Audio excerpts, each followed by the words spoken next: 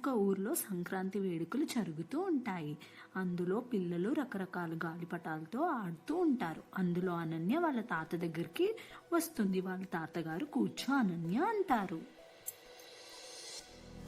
తాతగారు: ఈరోజు సూర్యుడు ధనుస్సు రాశి నుంచి మకర రాశికి వస్తాడు, అందుకే మకర సంక్రాంతి అయింది. దీనికి మనం సూర్యుడికి ప్రకృతికి ధన్యవాదాలు చెప్పాలి. తాతగారు: మనం గాలిపటాలు ఎగరేస్తాం, ఎందుకంటే అవి ఆకాశంలో ఎగిరిపోతాయి. మన ఆశలు కలలు లాగి అవి మనకు ఆకాశాన్ని చేరుకునే లక్ష్యాలు పెట్టుకోవాలి, కానీ మన కాళ్ళు నేలపై ఉండే విలువలతో ఉండాలని గుర్తు చేస్తాయి. అనన్య: అది ఎంత అందంగా ఉంది తాతయ్య. అనన్య: తాతయ్య, మిఠాయిల గురించి చెప్పండి.